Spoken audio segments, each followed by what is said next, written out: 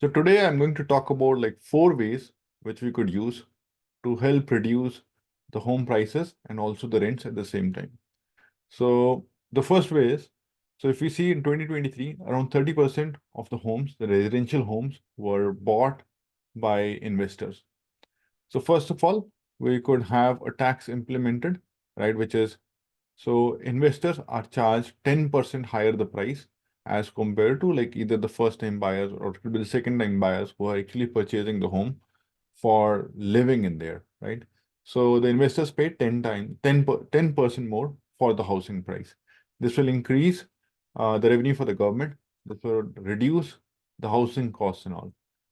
Next is, uh, so we have seen the landlords are all also facing a lot of problem in the landlord tenant board and all, right?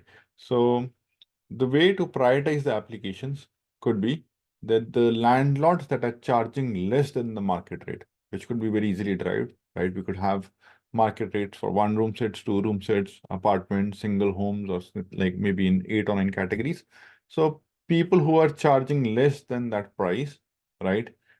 They should be prioritized first and they should be listened to first as compared to people who are charging way higher as compared to market. So what that incentivizes is, so it incentivizes good landlord to charge less for the rent for the peace of mind, right? So it's good for the government, it's good for the good tenants and all who want to live in legally and all and pay less rent. It's good for the landlords also because they could be charging 10 to 20% less, or at least they would have peace of mind because if anything goes wrong, they would be listened to immediately, right? Next is still like we have Canadian government has not allowed foreigners to buy homes, but still temporary residents can still buy the home, right? So there should be a pause for a couple of years, not allowing temporary residents to be able to buy a home, right?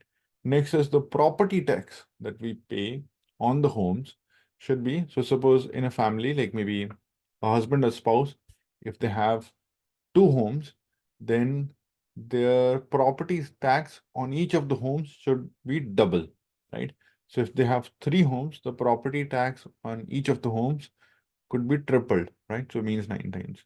So because real estate, like residential real estate, should not be a business, right? It is for people to live in, but this has been the primary business in Canada for the last 10 years or could be 15, 20 years, right? So I think if we bring in these changes, this would bring in immediate fixes and would bring both the house prices also down and also the rents also down.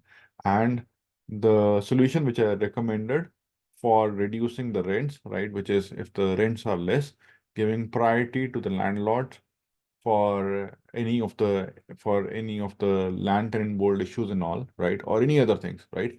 So that would incentivize them to reduce the rents for people.